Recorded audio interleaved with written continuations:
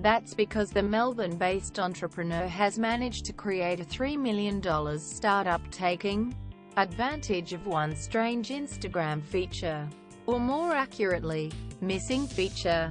Instagram, unlike other social media platforms such as Facebook, does not allow users to schedule posts. That can pose a problem for brands, news outlets, agencies and celebrities who rely on regular posting to keep followers interested. Rather than do it themselves, many pay Schedulegram to do it for them. The tiny startup, launched by Stevens in January 2014, solves a high-tech problem in perhaps the most low-tech way imaginable, by using a literal wall of smartphones to post content on behalf of clients manually at the desired time. The 26-year-old, who quit a medicine degree at Monash University before founding social and digital media business Dialogue Consulting in 2011, is the first to admit the idea sounds ridiculous.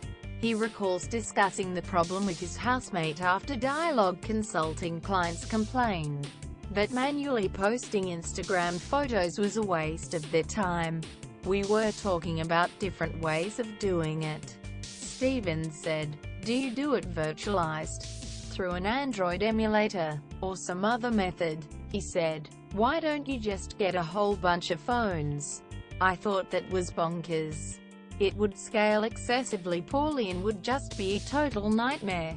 It turns out that's how we ended up fixing it. Stevens built the original concept over a period of 6 weeks using a customized cluster of smartphones that hold Instagram posts. Place them in a queue and then post them at the requested time. It starts at $20 per month. But the cost depends on an Instagram account's number of followers.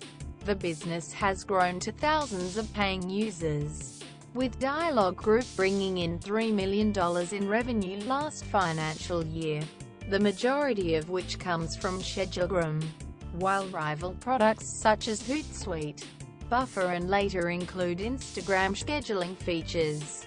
They often require an extra step such as responding to a push notification before publishing, which isn't ideal for out-of-hours posting.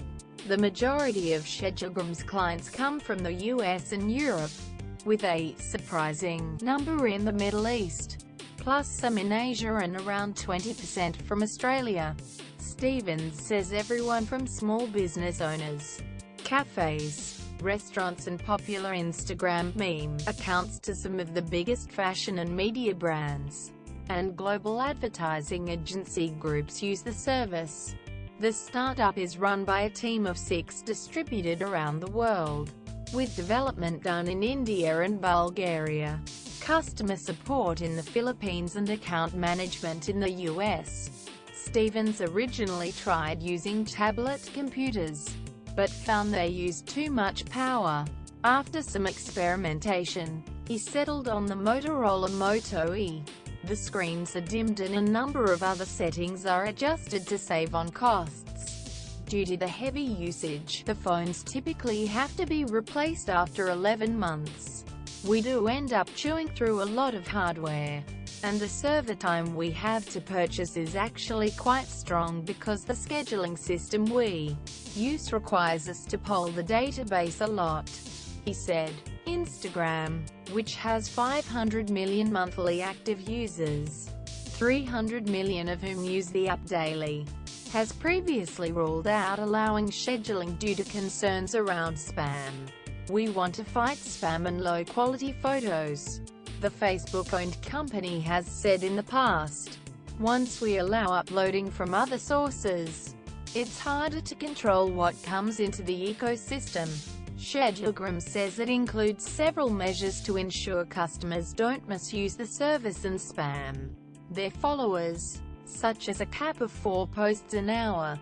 "We have to approve all of the posts," Stevens said. "You would be astonished at the kinds of people who try to use our service to literally spam the same crap continuously. We don't consider that to be value-adding activity for Instagram." Stevens, who acknowledges that Instagram would kill off his business if it ever offers a scheduling feature, admits he never expected it to last this long anyway.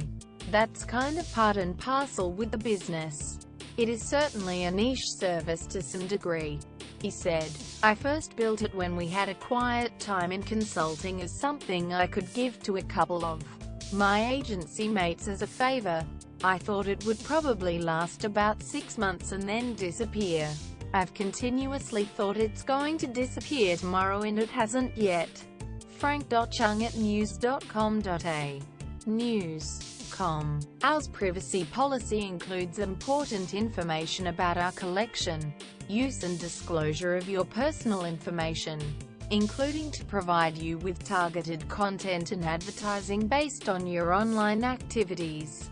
It explains that if you do not provide us with information we have requested from you, we may not be able to provide you with the goods and services you require. It also explains how you can access or seek correction of your personal information, how you can complain about a breach of the Australian privacy principles and how we will deal with a complaint of that nature.